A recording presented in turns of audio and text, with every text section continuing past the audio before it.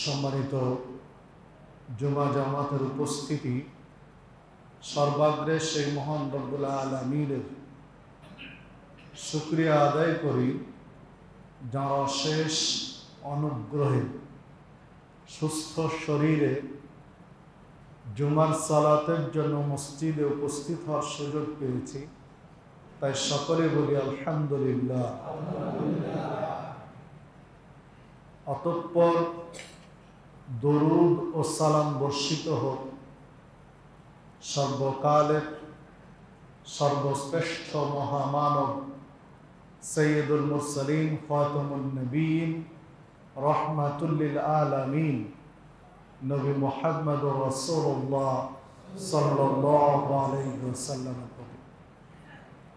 সম্মানিত মুসল্লিবৃন্দ, আমি আপনাদের সামনে সূরা আলে ইমরানের একটি আয়াত তেলাওয়াত করেছি। রাসূলুল্লাহ সাল্লাল্লাহু আলাইহি ওয়াসাল্লামের বাণীর মধ্যে হতে একটি হাদিস পেশ করেছি। এর আলোকে আজকে আমার আলোচনার বিষয় হজ ও উমরার গুরুত্ব ও ফজিলত। যেহেতু জুলকাদা মাস চলছে, সামনে জুলহিজ্জা, যে মাসে মুসলিমদের জন্য ইসলামের যে 5টি স্তম্ভ রুকুন, এই 5টি রুকুনের গুরুত্বপূর্ণ একটি রুকুন হজ, যেটা আগামী মাসে অনুষ্ঠিত হবে ইনশাআল্লাহ। সে উপলক্ষে দেশে বহির্বিশ্বের মুসলিমরা, ধর্মপ্রাণ মানুষ হজের জন্য যাচ্ছেন। বিধায় সমসাময়িক হিসাবে এই বিষয়টি কথা বলা প্রয়োজন মনে করছি। সম্মানিত দিনী ভাতৃমণ্ডলী, দেখুন, হজ আমরা কেন করব,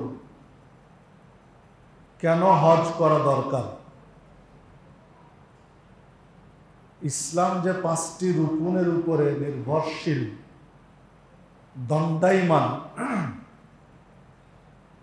এই 5টির একটি হলো হজ। 5টি রুকুনের একটি রুকুন হলো হজ। হজ একটি ফরজ বিধান, তবে আম জনতার জন্য নয়, সর্বসাধারণ মানুষের জন্য নয়। আল্লাহ রাব্বুল আলামিন উল্লেখ করেছেন সূরা আলে ইমরানের মধ্যে, ওয়ালিল্লাহি আলান নাসি হিজ্জুল বাইতি মান ইসতাতা ইলাইহি সাবিলা। মানুষের উপরে, মানুষের জন্য হজ ফরজ করা হয়েছে। মান ইসতাতা ইলাইহি সাবিলা, যার হজ করার সামর্থ্য রয়েছে, হজ্জের সামর্থ্য রয়েছে, এ সকল ব্যক্তির উপরে হজ করা ফরজ। সামর্থ্য বলতে হজ্জে যাওয়া থেকে ফেরা পর্যন্ত যাবতীয় ব্যয়, খরচ নির্বাহ করা, হজ্জে যাওয়া আসা, হজ সম্পাদন করা, এই সময়টুকু তার পরিবার চালানোর জন্য যে খরচ প্রয়োজন সেটার জোগাড় থাকা, এই সার্বিক খরচ যদি জোগাড় করতে পারে তাহলে তার উপরে হজ ফরজ। বাহ্যত আমরা দৃষ্টি দিলে আমরা আমাদের চারপাশে খেয়াল করলে দেখতে পাই অনেকের উপরে হজ ফরজ, কারণ অনেকেরই এই সামর্থ্য রয়েছে কিন্তু হজ করিনি। অনেকেরই সামর্থ্য রয়েছে, মোটামুটি 40-45 দিন যাতায়াত সহ বাংলাদেশ থেকে যাওয়া আসা, হজ্জের কার্যক্রম ওখানে থেকে করা, সার্বিক খরচ, আর এই মোটামুটি 1.5 মাস পরিবারের খরচ চালানো, স্বাচ্ছন্দ্যে এই খরচগুলো করতে পারবে এরকম ব্যক্তি অনেক রয়েছে, কিন্তু হজ করি রেখে দিচ্ছি। সম্মানিত উপস্থিতি, সম্পদ কি করবেন? এই সম্পদগুলো কি করবেন যদি মারা যান? এই সম্পদগুলো আপনার কাল হয়ে দাঁড়াবে যদি মারা যান, ফরজ বিধান পালন না করে থাকেন। ইসলামের যে ফরজ বিধানগুলো রয়েছে তার একটি হলো যাকাত। যাদের নেসাব পরিমাণ সম্পদ হয়েছে তাদেরকে যাকাত দিতে হবে। নেসাব পরিমাণ সম্পদ বলতে পুরো পরিবারের খরচ বহন করার পরে বছর শেষে, কথার কথা রমাজান টু রমাজান, গত রমাজান সংসার চালিয়েছে, এই রমাজানও চলে আসলো, এই রমাজানে গিয়ে আবার হিসাব করবে তার সার্বিক, তার ব্যাংক ব্যালেন্স, ব্যবসা বাণিজ্য, হ্যান্ড ক্যাশ, বাড়িতে কি আছে সব হিসাব করে দেখবে যে ব্যাংকে এত টাকা আছে, তার ব্যবসায়ী প্রজেক্টে এত টাকা খাচ্ছে, বাড়িতে হ্যান্ড ক্যাশ তার এত টাকা আছে, এগুলো সব যোগ দিবে। যোগ দেওয়ার পরে যদি দেখে যে তার এই পরিমাণ ক্যাশ হয়েছে সব মিলিয়ে, যা দিয়ে 7.5 ভরি সোনার দাম হবে কিংবা 52.5 ভরি রূপার দাম হবে, তাহলে তাকে শতকরা 2.5 টাকা যাকাত দিতে হবে। যদি এটা আদায় না করে,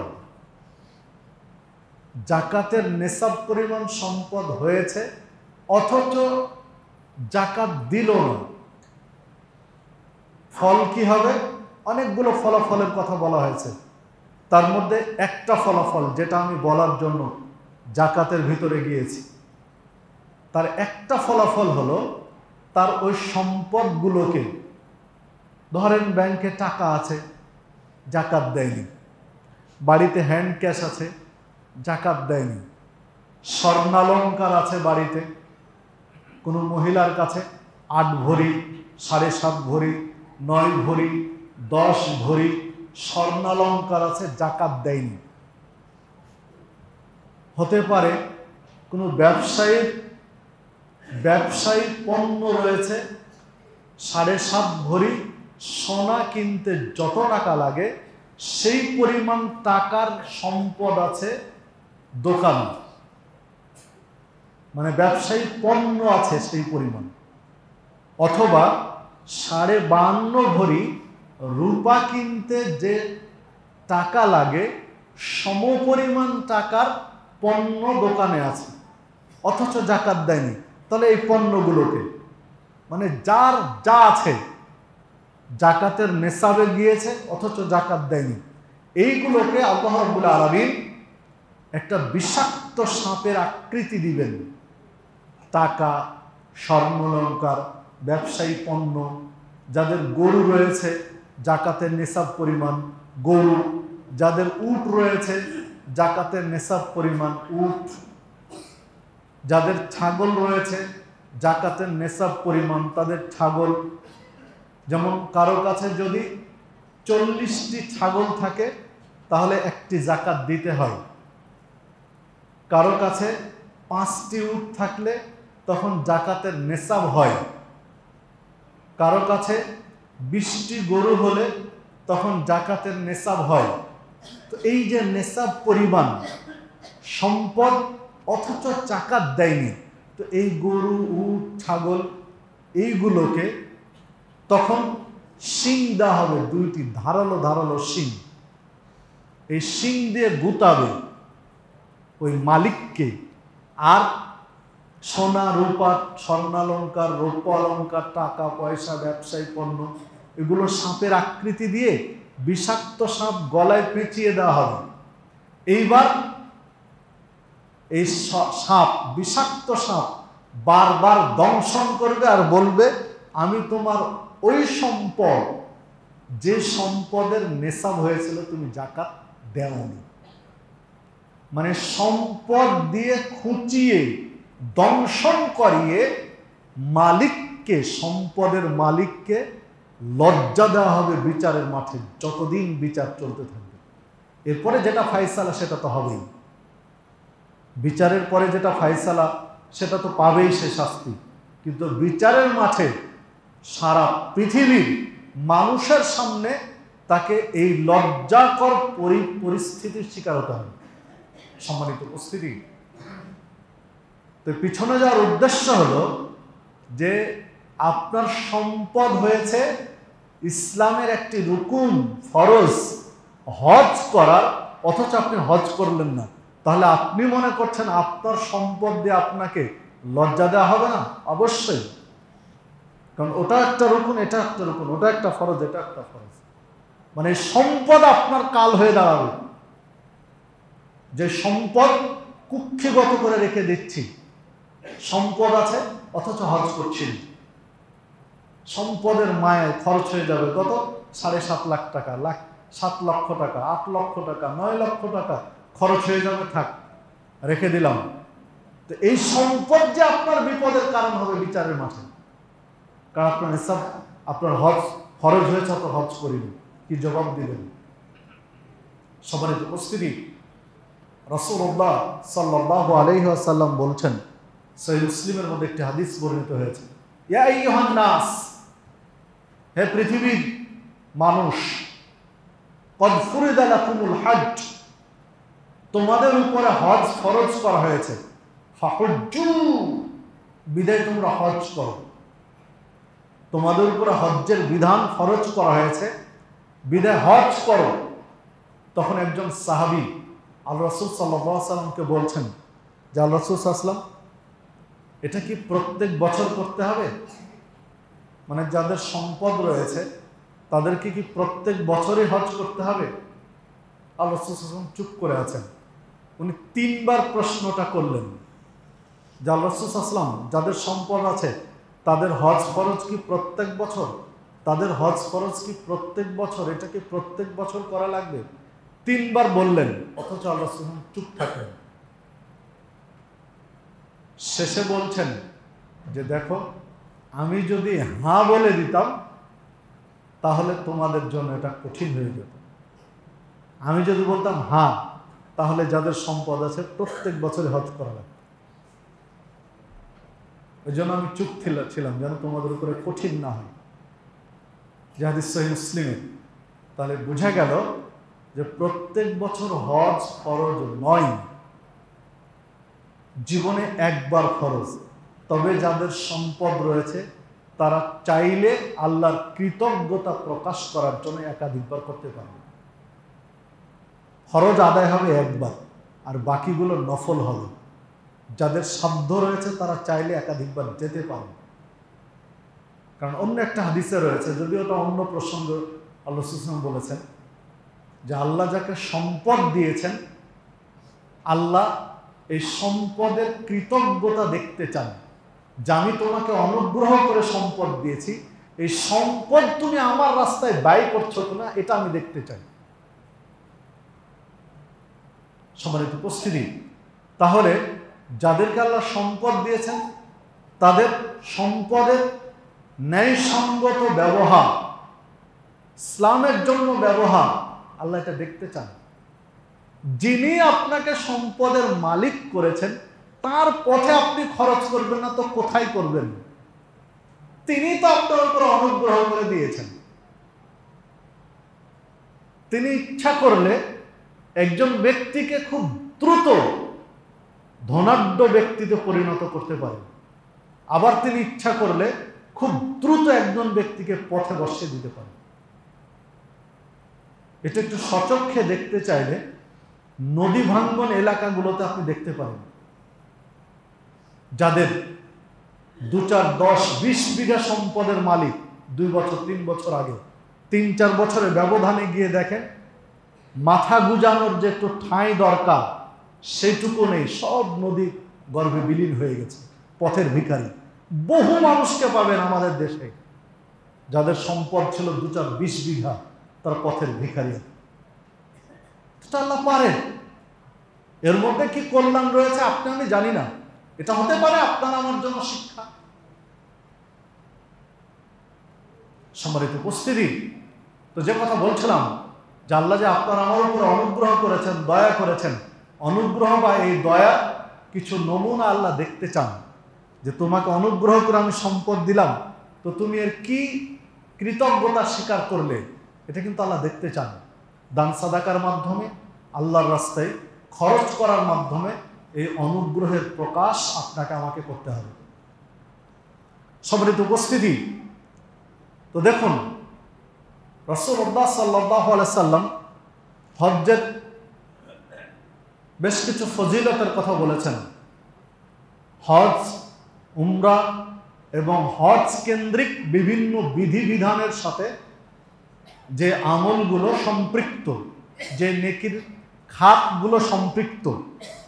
আন আবি হুরায়রা রাদিয়াল্লাহু আনহু قال, আবু হুরায়রা রাদিয়াল্লাহু আনহু বলেন, সামি'তুন নাবিয়্য সাল্লাল্লাহু আলাইহি ওয়াসাল্লাম ইয়াকুল, নবী করিম সাল্লাল্লাহু আলাইহি ওয়াসাল্লামকে আমি বলতে শুনেছি, মান হাজ্জা লিল্লাহি ফালাম ইয়ারফুস ওয়ালাম ইয়াফসুক, যে ব্যক্তি আল্লাহর সন্তুষ্টির জন্য হজ করবে আর এই হজ্জের বিধান পালন করার সময় স্ত্রী মিলন এবং অশালীন কাজ থেকে বিরত থাকবে,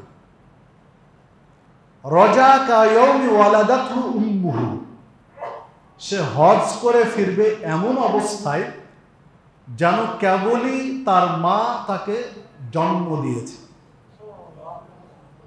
সদ্য ভূমিষ্ঠ শিশু কেবলই 1 সেকেন্ড আগে যে শিশুটি জন্মগ্রহণ করেছে, এই শিশুটি যেমন পাপ মুক্ত থাকে, যে ব্যক্তি হজ্জের বিধিবিধান সুষ্ঠুভাবে পালন করে, ইসলামের নিয়ম মাফিক পালন করে কবুল হয়, ওই ব্যক্তিটা দেশে ফিরে এই রকম পাপ মুক্ত হয়ে। যে হাদিসটি বর্ণিত হয়েছে সহিহ বুখারীর মধ্যে 1521 নম্বর হাদিস। আমর ইবনুল আস রাদিয়াল্লাহু আনহুকে আল্লাহ রাসূল সাল্লাল্লাহু আলাইহি ওয়াসাল্লাম বলেছিলেন, যখন তিনি ইসলাম গ্রহণ করেন, ইসলাম গ্রহণ করার বা এইরকম একটা পর্যায়ে বলেছিলেন, আমা আলিমতা, আমর ইবনুল আস, তুমি কি জানো আন্নাল ইসলাম ইয়াহদিমু মা কানা ক্বাবলাহু, যে ইসলাম এমন একটা জীবন ব্যবস্থা যে ইসলাম গ্রহণ করার সাথে সাথে ওই ব্যক্তির পূর্বের সমস্ত পাপ আল্লাহ ক্ষমা করে দেন, যতই পাপ থাকুক না কেন সব পাপ আল্লাহ ক্ষমা করে দেন ইসলাম গ্রহণের সাথে সাথে। ওয়া আন্নাল হিজরাতা তাহদিমু মা কানা ক্বাবলাহু, অনুরূপ ইসলামের জন্য কোনো ব্যক্তি যদি হিজরত করে তাহলে আল্লাহ তার সমস্ত পাপ ক্ষমা করে দেন। ওয়া আন্নাল হাজ্জা ইয়াহদিমু মা কানা ক্বাবলাহু, অনুরূপভাবে কেউ যদি হজ করে তাহলে আল্লাহ রাব্বুল আলামিন তার সমস্ত পাপ ক্ষমা করে দেন। তো হজ করলে সমস্ত পাপ আল্লাহ ক্ষমা করে দেন। আর সমস্ত পাপ যদি ক্ষমা না হবে তাহলে সদ্য ভূমিষ্ঠ শিশুর মতো নিষ্পাপ হবে কি করে? যে আগের হাদিসে দেখলাম, এই হাদিসটি সহিহ মুসলিমের মধ্যে বর্ণিত হয়েছে, 121 নম্বর হাদিস। মানে হজ করলে ওই ব্যক্তির সমস্ত পাপ আল্লাহ ক্ষমা করে দেন। আন আবি হুরায়রা আন্না রাসূলুল্লাহ সাল্লাল্লাহু আলাইহি ওয়াসাল্লাম قال, আবু হুরায়রা রাদিয়াল্লাহু আনহু বলেন যে রাসূলুল্লাহ সাল্লাল্লাহু আলাইহি ওয়াসাল্লাম বলেছেন, আল উমরাতু ইলাল উমরাতি কাফফারাতুন লিমা বাইনাহুমা, এক উমরা থেকে আরেক উমরা এই মাঝখানের পাপগুলো কাফফারা হয়ে যায়। একজন ব্যক্তি একটা উমরা করেছে, পরবর্তীতে আবার আরেকটা উমরা করলো, তাহলে পরের উমরাটা করার সাথে সাথে এই উমরার মাঝখানে যত পাপ রয়েছে এই পাপগুলো কাফফারা হয়ে যায়। এতে বোঝা যায়, এই হাদিস ইঙ্গিত করে যে এইগুলো চলমান থাকা উচিত। যাদের সাধ্য আছে মাঝে মাঝে উমরা করা উচিত, হোক 5 বছর পরে, 10 বছর পরে, 3 বছর পরে। যাদের টাকা পয়সা রয়েছে তাদের মাঝে মাঝে উমরা করা উচিত। যেন একটা থেকে আরেকটা কাফফারা হয়ে যায় এগুলো। ওয়াল হাজ্জুল মাবরুর লাইসা লাহু জাযা ইল্লাল জান্নাহ। আর কোন ব্যক্তির হজ যদি কবুল হয়ে যায়, হাজ্জুল মাবরুর বলা হয় কবুল হজকে, লাইসা লাহু জাযা ইল্লাল জান্নাহ, ওই ব্যক্তির আমলনামায় কোনো নেকি লেখা হয় না, ডাইরেক্ট লেখা হয় জান্নাত। সহিহ বুখারী 1773 নম্বর হাদিস। সালাত পড়বেন, একটা পরিমাণ মতো নেকি লেখা হয়, যে এই পরিমাণ নেকি।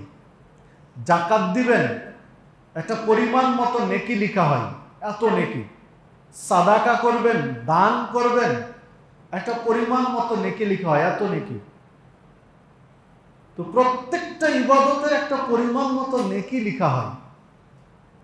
কিন্তু হাজ্জুল মাবরুর, কবুল হজ, হজ কবুল হয়ে গেলে এখানে নেকির পরিমাণ নয়, কত নেকি এটা বিষয় নয়, ফলাফল তখন লেখা হয় জান্নাত। মানে সকল নেকির ক্যালকুলেশন হলো জান্নাত। বিচারের মাঠে আপনার সমস্ত নেকি যোগ, সমস্ত পাপ যোগ করে, পাপ নেকির মধ্যে বিয়োগ করে, এরপরে ফলাফল হবে জান্নাত না জাহান্নাম। সব পাপ যোগ করা হবে, সব নেকি যোগ করা হবে, দুইটা দেখে দেখা হবে কোনটা বেশি, এরপরে সিদ্ধান্ত হবে জান্নাত না জাহান্নাম। আর হজ এমন একটা ইবাদত যে কবুল হয়ে গেলে ডাইরেক্ট ক্যালকুলেশন জান্নাত, ফলাফল ডাইরেক্ট জান্নাত। যে হাদিস সহিহ বুখারী 1773 নম্বর হাদিস। এই জন্য আপনার আমার হজ্জের বিষয়ে খেয়াল রাখা উচিত। তিরমিজিতে আরেকটি হাদিস রয়েছে, 810 নম্বর হাদিস। রাসূলুল্লাহ সাল্লাল্লাহু আলাইহি ওয়াসাল্লাম বলেছেন, আব্দুল্লাহ ইবনে মাসউদ রাদিয়াল্লাহু আনহু হাদিস বর্ণনা করেছেন, তাবিউ বাইনাল হজ্জ ওয়াল উমরা, তোমরা হজ এবং উমরার ধারাবাহিকতা বজায় রাখো, হজ এবং উমরাকে অনুসরণ করো। ফাইন্নাহুমা ইয়ানফিয়ানিল ফাকরা ওয়াদ দুনুবা, এই হজ এবং উমরা তোমাদের ভিতর থেকে দারিদ্রতাকে দূর করে এবং পাপকে দূর করে। কামা এনফিল কিবরু খাবাসাল হাদিদ ওয়াল যাহাবি ওয়াল ফিজ্জা, যেমন ভাবে হাপড় বা কষ্টি পাথর স্বর্ণের খাদ, স্বর্ণ রূপার খাদ দূর করে, হাপড় লোহাকে জ্বালিয়ে লোহার ময়লাগুলো দূর করে। তো কষ্টি পাথর বা হাপড় যেমন ময়লা দূর করে, স্বর্ণ রূপাকে পরিশুদ্ধ করে, পরিষ্কার করে, পরিচ্ছন্ন করে, ওই রকমই হজ এবং উমরা মানুষের দারিদ্রতাকে দূর করে, পাপকে দূর করে।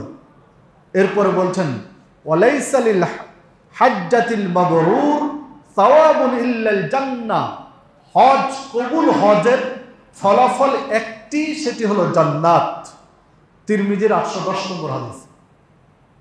দেখুন, সম্পদ রয়েছে তারপর হজ করছেন, সম্পদ রয়েছে তারপরে যাকাত দিচ্ছেন, কেন?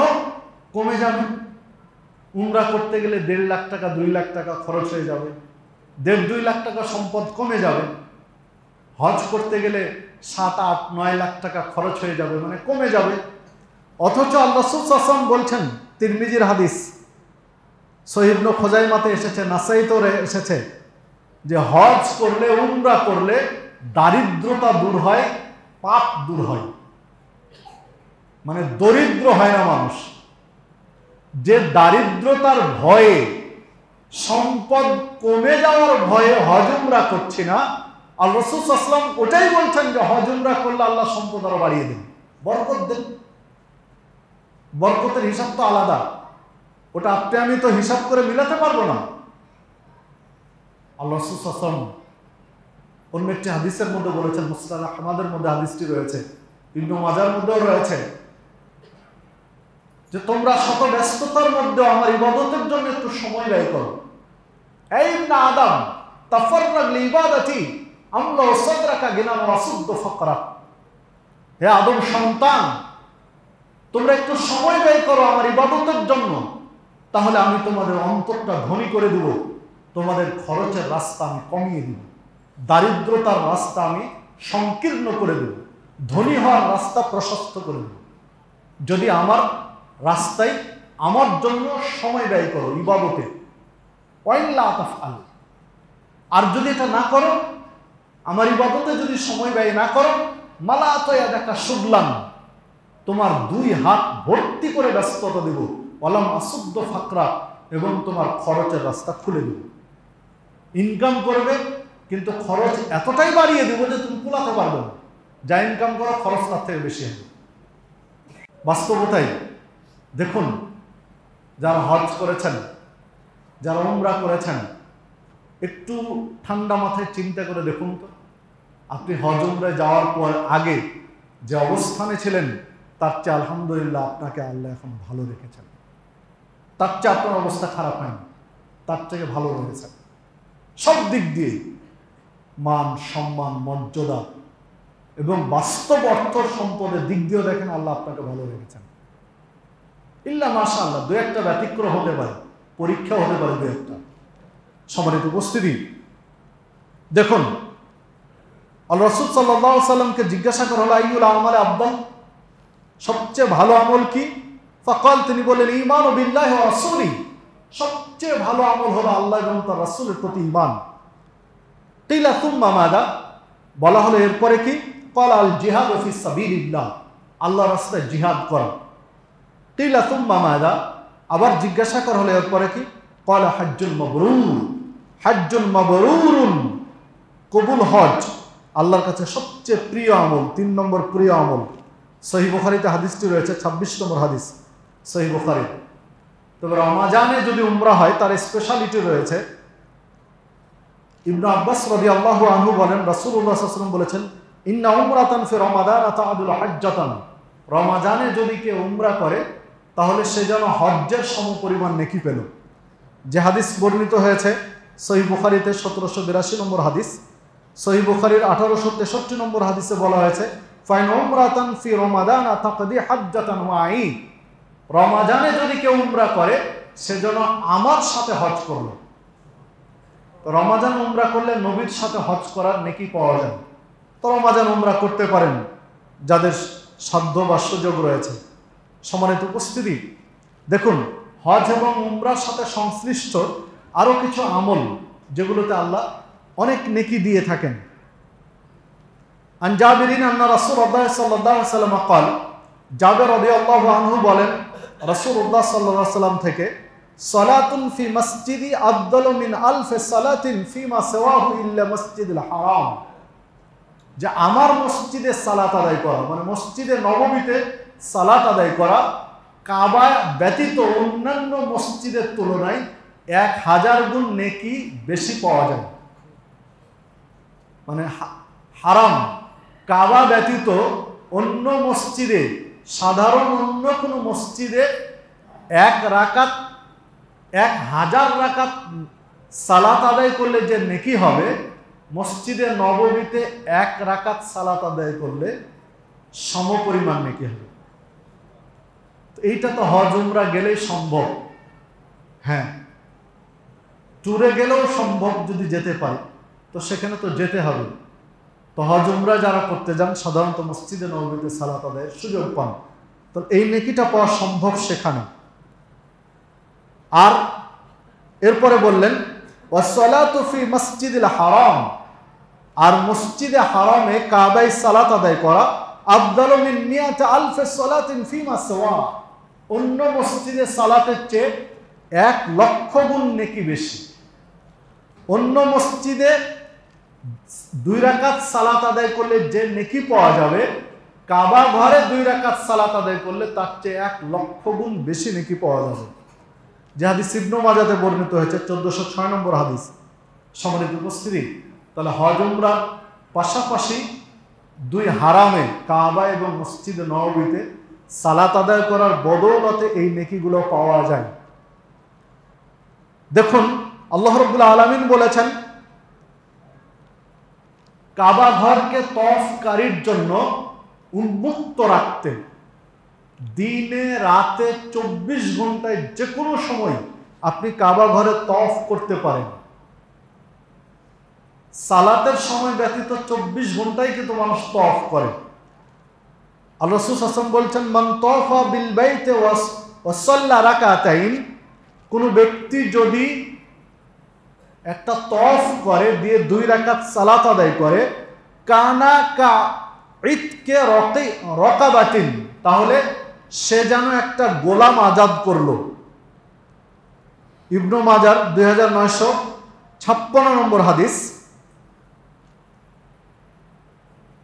কাবা ঘরে তওয়াফ করে 2 রাকাত সালাত আদায় করলে একটা কৃতদাস মুক্তির নেকি পাওয়া যায়। কৃতদাস মুক্তির নেকি কি? সহিহ বুখারীর 6715 নম্বর হাদিস, যে কৃতদাস মুক্তির নেকি হলো যে তার প্রত্যেকটা অঙ্গকে জাহান্নাম থেকে মুক্ত করে দিল। মানে কাবা ঘরে 7 চক্কর 7টা পাক দিয়ে 2 রাকাত সালাত, এক তওয়াফ, এর বদৌলতে ওই ব্যক্তি তার শরীরের প্রত্যেকটা অঙ্গকে জাহান্নাম থেকে মুক্ত করে দিল। সম্মানিত উপস্থিতি, দেখুন হজ উমরার সাথে এই তওয়াফগুলো সম্পৃক্ত রয়েছে। তাছাড়া এমনি আরো ইচ্ছামতো তওয়াফ করা যায়। কত নেকি রেখে দিয়েছেন আল্লাহ রাব্বুল আলামিন এগুলোর মাধ্যমে। আরেকটি হাদিস সহিহ ইবনে হিব্বানের মধ্যে বর্ণিত হয়েছে যে একজন তওয়াফকারী তওয়াফ করার সময় যতবার পা তুলবে, মানে এক ধাপ সামনে বাড়বে, প্রত্যেকটা ধাপের বদৌলতে আল্লাহ রাব্বুল আলামিন তার একটা পাপ ক্ষমা করে দিবেন, একটা নেকি লিখে দিবেন, একটা মর্যাদা বাড়িয়ে দিবেন।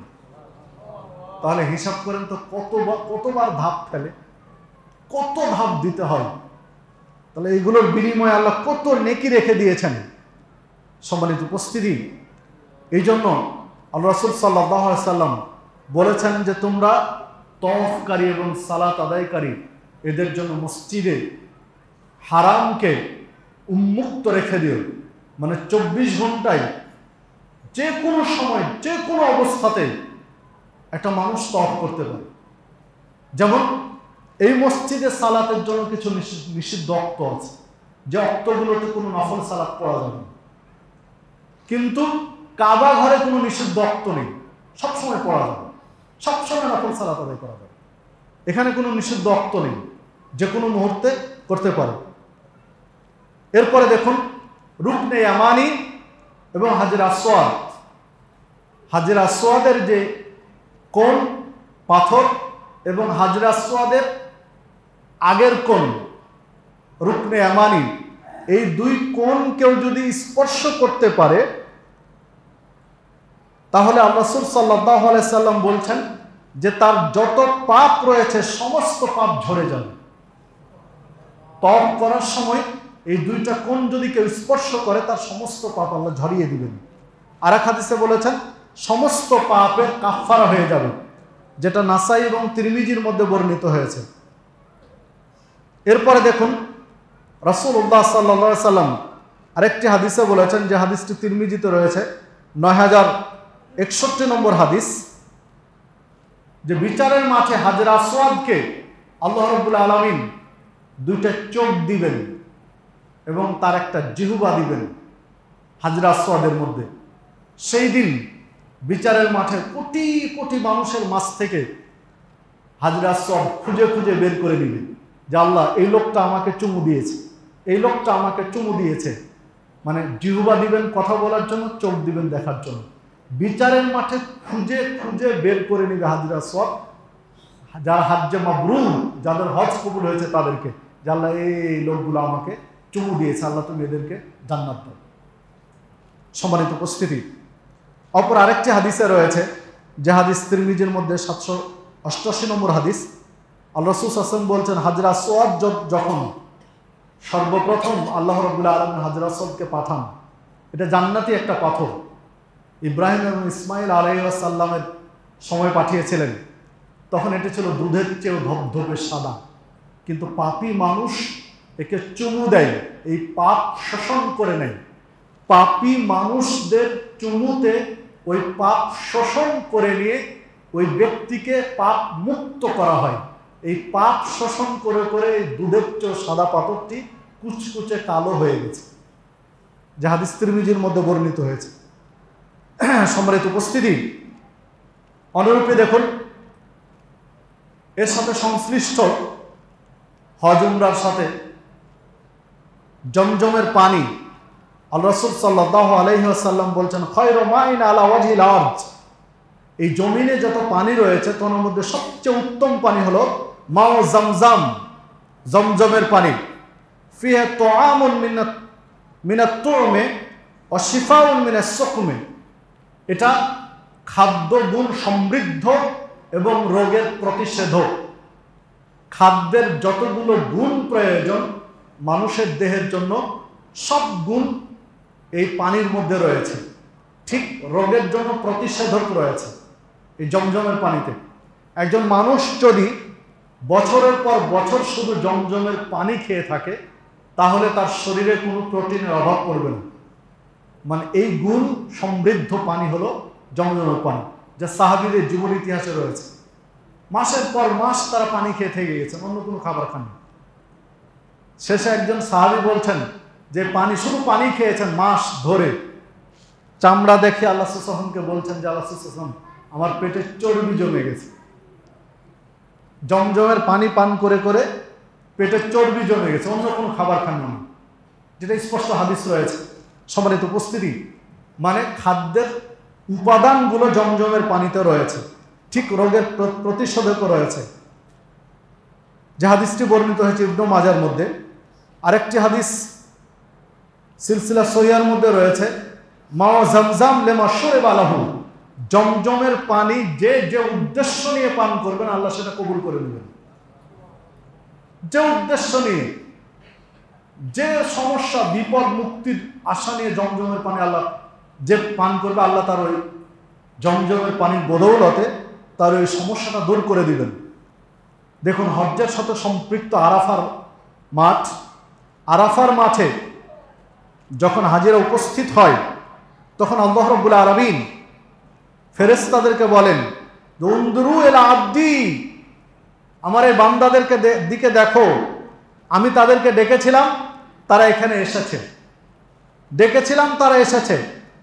বিদায় ইশহাদু, তোমরা সাক্ষী থাকো, আন্নী কদ গফরতু লাহুম দুনুবাহুম, তাদের যত পাপ রয়েছে আমি সব পাপ ক্ষমা করে দিলাম।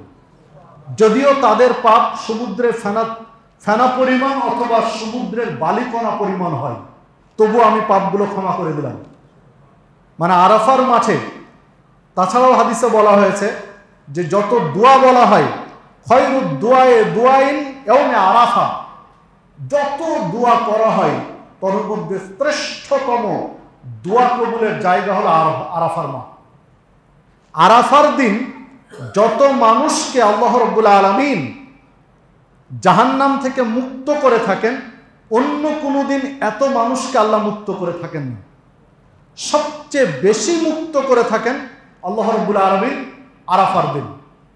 অন্য হাদিসে রয়েছে আল্লাহ রাব্বুল আলামিন ফেরেশতাদেরকে ডাক দিয়ে বলেন যে দেখো, আমি এদেরকে ডেকেছিলাম, এরা আমার মেহমান, আমি আমার ঘরে তওয়াফ করার জন্য এদেরকে ডেকেছিলাম, ওরা আমার ডাকে সাড়া দিয়ে এসেছে।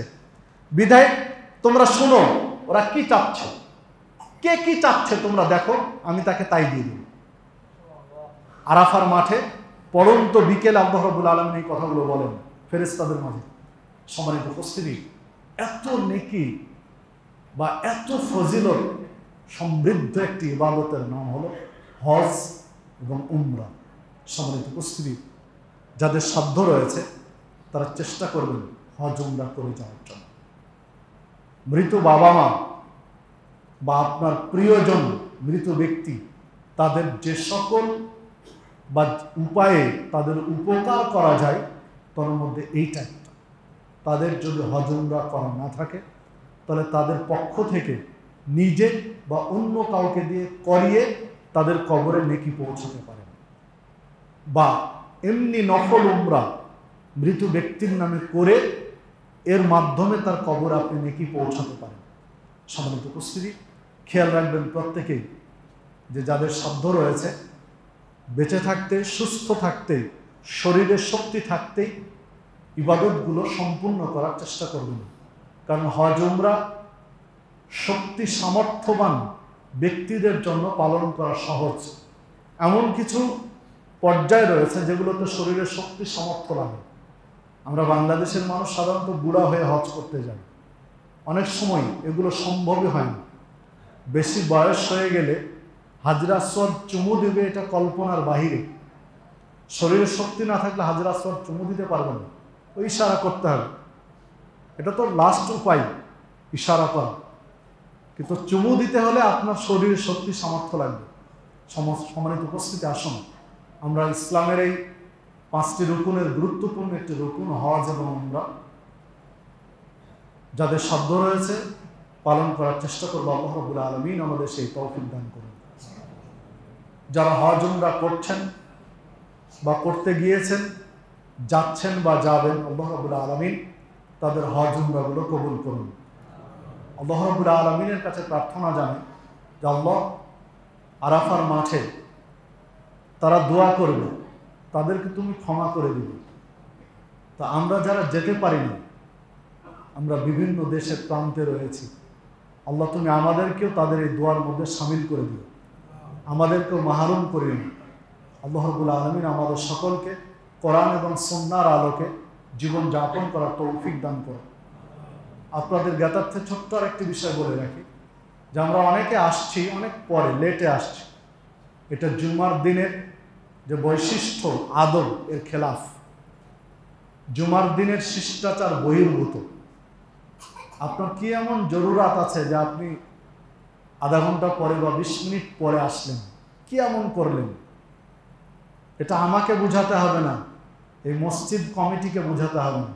এই জবাবটা যিনি আপনাকে সৃষ্টি করেছেন তার কাছে দিতে হবে। আপনি দিতে সক্ষম কিনা নিজে নিজে প্রস্তুতি নেবেন।